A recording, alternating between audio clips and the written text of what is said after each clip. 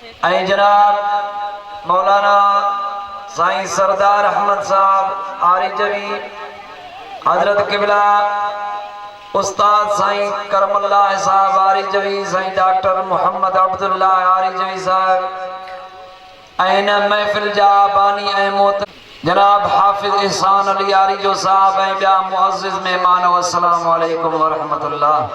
Time थोड़ो आहे न थोड़े टाइम में तव्हां खे घणो कुछ ॿुधाइण चाहियां थो। उम्मीद आहे तव्हां दिल जे हुज़ूर सां ॿुधंदो ऐं जिते जिते आवाज़ पहुची रहियो आहे उहे ॿियो को हाणे इंतज़ार न कयो, जल्दी जल्दी अची मजलिस में पहुचो, हिन मुतबर्रिक महफ़िल में अचो ऐं अची अल्लाह तबारक व तआला जे रहमतुनि मां कुछ बहरावर थियो।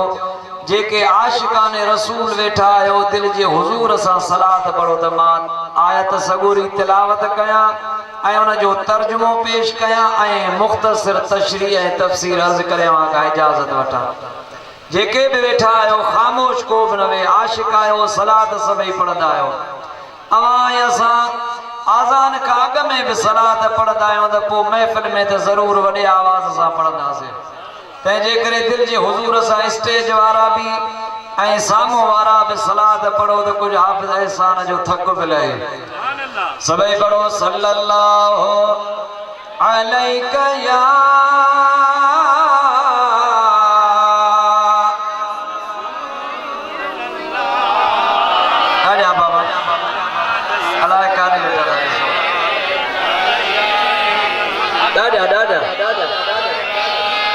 अल्लाह ताला सूरह फातिर जे आयत नंबर 28 में उलमा जो शान बयान फरमायो आहे।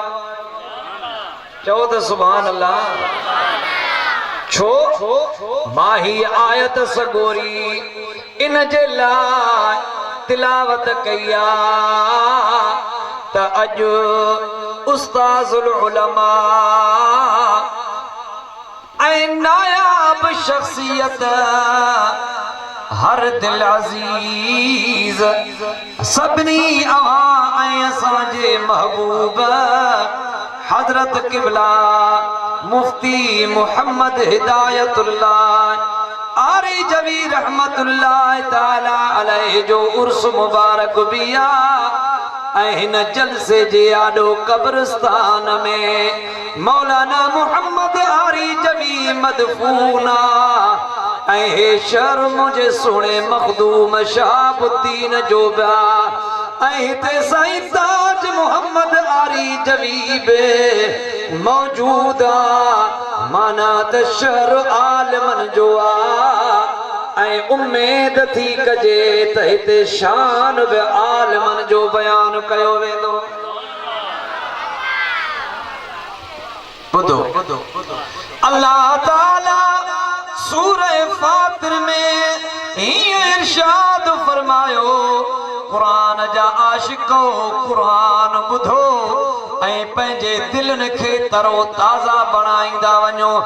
इन्नमा यख्शल्लाह मिन इबादिहिल उलमा।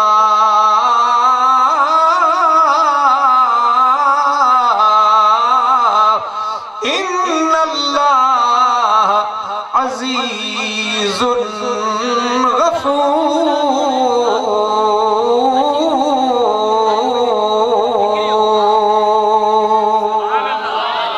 हाथ बुलंद करे जो सुभान अल्लाह।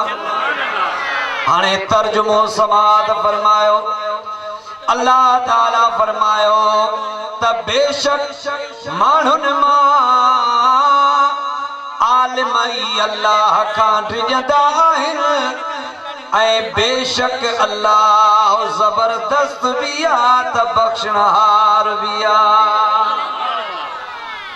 अवां चवंदा हूंदो त छा रुगो आलिम अल्लाह खां डिॼंदा आहिनि, ही अवाम न डिॼंदो आ। अवां ॾिसो हिन मुआशिरे में आफिसर बि रहनि था, जमींदार भी रहनि था, वडेरा भी रहनि था, गरीब भी रहनि था, पढ़ल भी रहन था, मर्द भी रहन था, औरतूं भी रहन थियूं। आरी जनवारो मत कोई चवे त अल्लाह का त सब उठ जंदा आहियूं, रुगो आलिम अल्लाह का कीअं टिजंदा हूंदा। मां एतिरो अवां जे ख़िदमत में अर्ज़ करण घुरां थो त जंहिं वटि रब जी जेतिरी मारिफत हूंदी आहे उहो ओतिरो ई रब खां घणो टिजंदो आहे। जंहिंखे रब जी घणी वाक़ुफ़ियत आहे ई कान्हे, जंहिंखे हराम ऐं हलाल जी ख़बर ई कान्हे, जंहिंखे गुनाह ऐं सवाब जी ख़बर ई कान्हे का, उहो कीअं टिजंदो हूंदो। मुस्लमानो, जंहिंखे अल्लाह जी घणी सुञाणप हूंदी, जंहिंखे अल्लाह ताला जो घणो इल्मु हूंदो, जंहिंखे रब करीम खां घणो हया ईंदो हूंदो, उहो ई घणो ख़ौफ़ रखंदो हूंदो।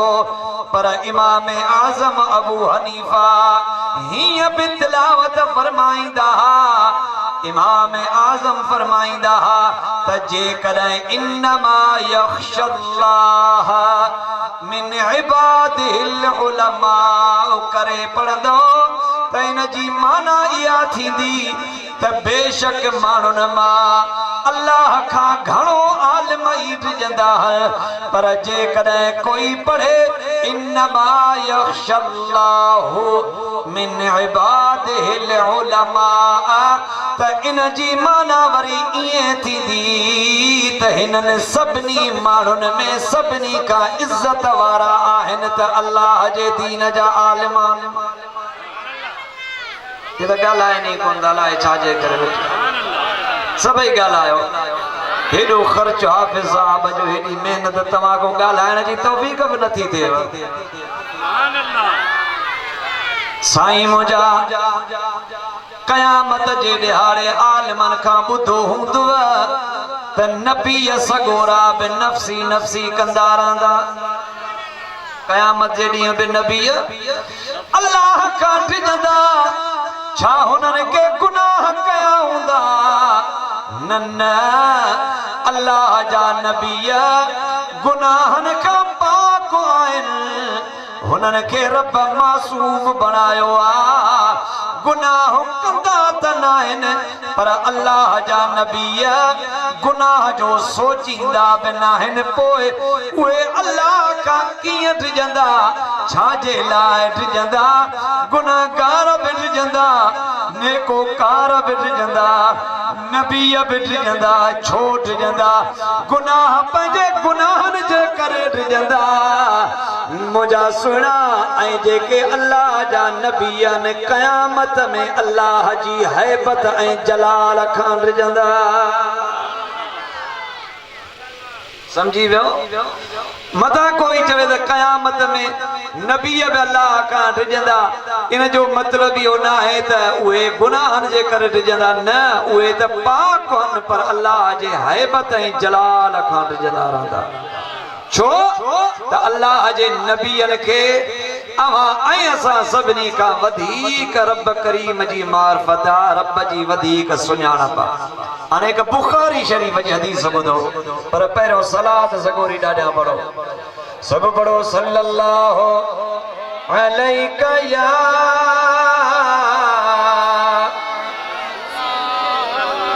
सलात पढ़ो, मज़ो अची वेंदो। सल्लल्लाहु अलैका या रसूल अल्लाह वसल्लम अलैका या हबीब अल्लाह। मुझे मदीने वाले शहंशाह इरशाद फरमायो, मदीने वाले जा आशिको छा थी वधो? थोड़ो ॻाल्हायो त सही। आशिकाने रसूल वेठा आहियो न, या को कटड़ू भी वेठो आ? को सेक त न लॻो अथव न? सेक खां इंशाअल्लाह महफूज़ रहंदासीं। भली माण्हू केॾियूं बि कोशिशूं कनि, पर शहर मुंहिंजे सोणे मुफ्ती हिदायत लाइ आरी जो हे शहर सुने मखदूम शहाबुद्दीन जो आ, हे शहर सुने सही ताज मोहम्मद आरी जवी जो आ। इंशाअल्लाह हिन जमात के लहर न को लोडो। मदीने वारे जा आशिक वेठा चो, मदीने वारे जा सभई जोर से ॻाल्हायो। तव्हां बि आशिक आयो, असहाब बि आशिक हुया। हीअ मुस्लिम शरीफ जी हदीस ॿुधो जेका तव्हांजे शान में आ। मां नथो ॿुधायां, मदीने वारे साईं ॿुधायो आ। रावी हज़रत अबू हुरैरा रवायत तो करे त रसूलुल्लाह फरमायो त मूसा घणी मोहब्बत करण वारा मूंखां बाद में ईंदा। ऐं मुझे हबीब यो भी फरमायो त उन्हनि आशिकन जी इहा ई तमन्ना हूंदी त असां खां माल वरतो वञे, असां जी औलाद वरती वञे ऐं हिकु दफ़ो दिलबर नबीअ जो रुगो दीदार थी वञे। नारे तकबीर, नारे रिसालत, नारे तहकीक, नारे हज़रत उलमा अहले सुन्नत। साईं मुंहिंजा जंहिं दौर में लाड़काणे वञणु ॾुखियो हूंदो त उन दौर में सुहिणे साईं हिदायत लाइ 28 हज कया। थोरो ॻाल्हायो त सही। उन दौर में घणा 24 हज कया। जंहिं दौर में लाड़काणे वञणु ॾुखियो उन दौर में 24 भेरा साईं हिदायतुल्लाह साईं मदीने शरीफ वया। इहो इश्क रसूल जो न हुयो त ॿियो छा। थोरो ॻाल्हायो त सही, ज़ोर सां ॻाल्हायो। मुंहिंजा सुहिणा मुंहिंजे हबीब फरमायो त पंहिंजो माल ख़र्च कंदा, पंहिंजा बच्चा ख़र्च कंदा, पर चवंदा हिकु दफ़ो दिलबर जो दीदार थी वञे। तव्हां बि आशिक आयो, वाकई रसूलुल्लाह जी हदीस सची आ। तॾहिं त सुहिणो साईं हिदायतुल्लाह हितों 24 भेरा आयो वियो। इहो उनजो मुंहिंजे महबूब मदीने वारे साईं सां वालिहाना इश्क ऐं मोहब्बत अल्लाह जो कसम। केतिरा ई भेरा आशिकन खे सुहिणे साईं जो दीदार बि थियो आहे। जेके रसूलुल्लाह जे दीदार जी तमन्ना रखंदा आहिनि उन्हनि खे रसूलुल्लाह पंहिंजी ज़ियारत सुहिणे साईं हिदायतुल्लाह जी सूरत में कराईंदो। ज़िक्र करे चओ ला इलाहा इल्लल्लाह। ॾाढा ॾाढा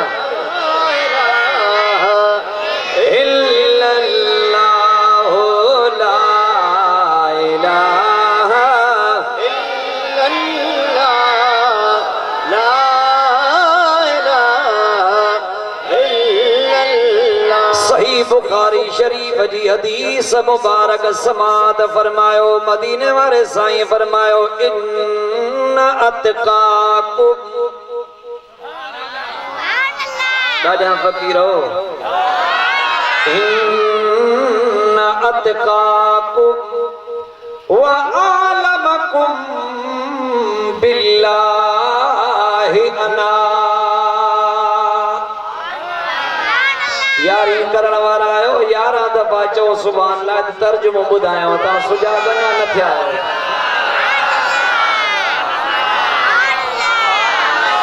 शाबाश शाबाश शाबाश। हाणे वरी हदीस ॿुधो दिल वारनि कननि सां। इन्न अतकाकुम व आलमकुम बिल्लाहि अना। मदीने वारे साईं फरमायो त बेशक तव्हां खां वधीक अल्लाह जो ख़ौफ मां मुहम्मद रखंदो आहियां ऐं अल्लाह जी सुञाणप बि अवां सभिनी खां मां मुहम्मद घणी रखंदो आहियां। ख़ौफ बि मदीने वारे खे घणो आहे। हो जेको ॿुधायो मां जंहिं वटि जेतिरी रब जी मारिफत हूंदी आ रब जी सुञाणप हूंदी आहे उहो ओतिरो ई ख़ुदा जो ख़ौफ़ बि घणो रखंदो आहे। आरी जनवारो तव्हांखे का ॻाल्हि कंहिंजी ख़बर हूंदी कंहिंजो इल्मु हूंदो या न हूंदो पर आलिम खे हर शइ जी ख़बर हूंदी आहे। इन जे करे आलिम खे ख़ुदा जो ख़ौफ़ बि घणो हूंदो आहे। चओ सुभान अल्लाह। मदीने जा आशिको तॾहिं त आशिक चयो आहे भली माशूक ॿिया धारने मुंहिंजो दिलबर मोहम्मद भली माशूक ॿिया धारने मुंहिंजो दिलबर मोहम्मद हथ में चहे वटी विकाणल सिर सो सौदागर मोहम्मद